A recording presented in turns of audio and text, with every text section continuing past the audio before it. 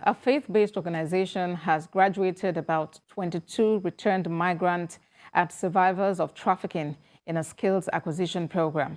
The body also promises to ensure it creates the necessary markets and channels of distribution to enable them make a living from their acquired skills. Moya Thomas reports. When I come back, I don't make anything. The woman will beat me. She even used a very hot iron on my back. Rachel Okon, not real name, is a 28-year-old victim of trafficking. She was trafficked to South Africa in 2017 by a friend who lured her there with promises she was going to work in the fashion industry.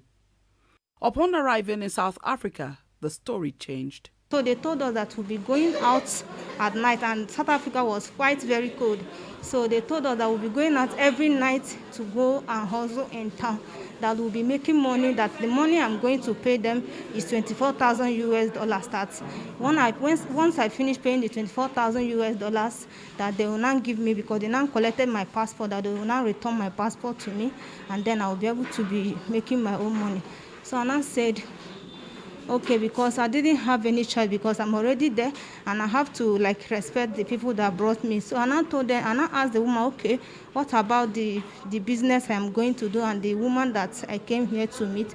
So she now told me that woman, that she's not here, that she's my own boss. I said, okay, but I don't understand why do you say that we should be going to town?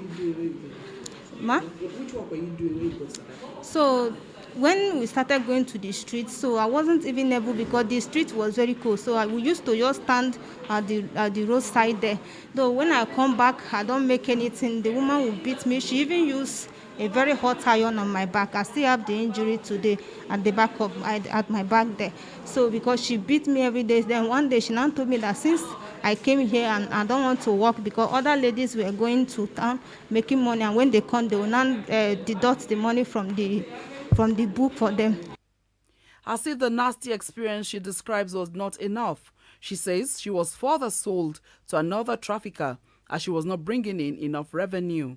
So they do that. They molest even the girls from South Africa, the little girls. I don't know where they bring them from, but sometimes they will just come to the house. They'll be using them to be doing this prostitution work. So when the cameraman came, they took me naked pictures. They posted it on that website.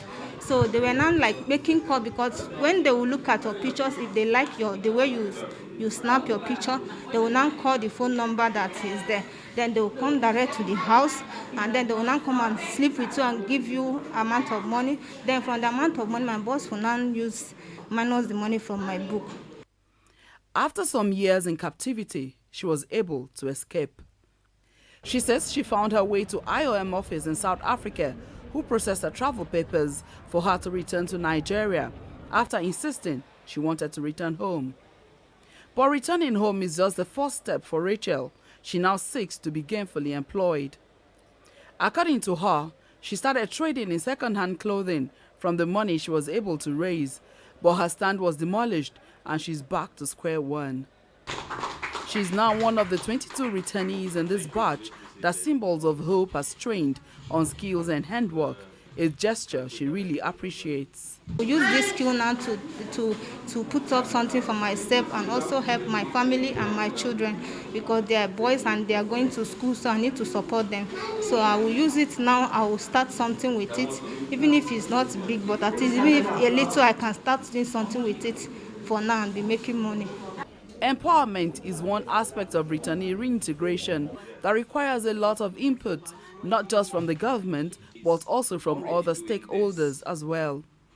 The country director is saddened by the gory tales of the returnees and is of the view that many need to heal in their souls so they can move on and function adequately in the society.